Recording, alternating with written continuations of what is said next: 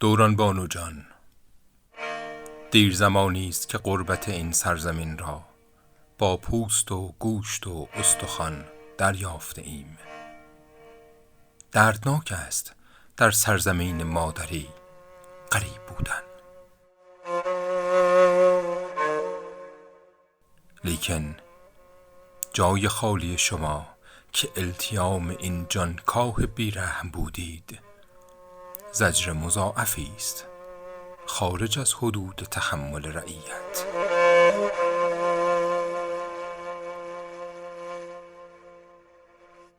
رخت عزا بر تن رعیت پوسید، اشک حسرت بر گونه رعیت ماسید.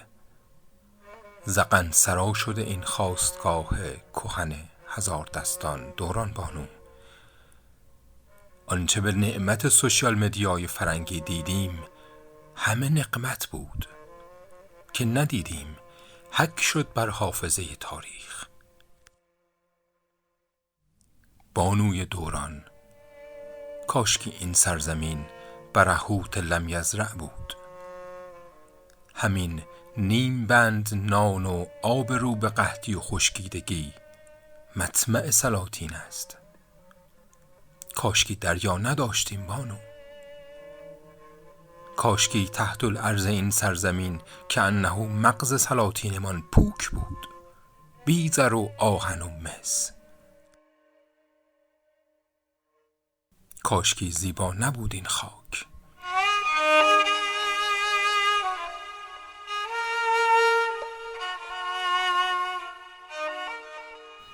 آن شاعر دلخواهی که معترض بود به قفسی نبودن کرکس، مرغ عشق نبوده تا بداند خوشبخت است کرکسی که رنج حبس نمی شناسد.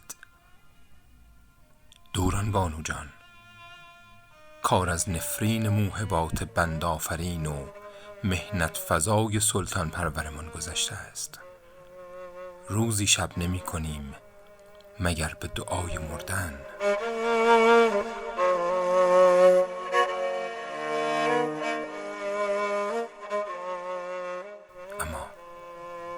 اما فی الحال که هستیم، پس واگویه های این رعیت به مهر بانوی غایبش را می نگاریم و در جایی پنهان می کنیم تا خدای تعالی چه بخواهد. پناه بر خدا.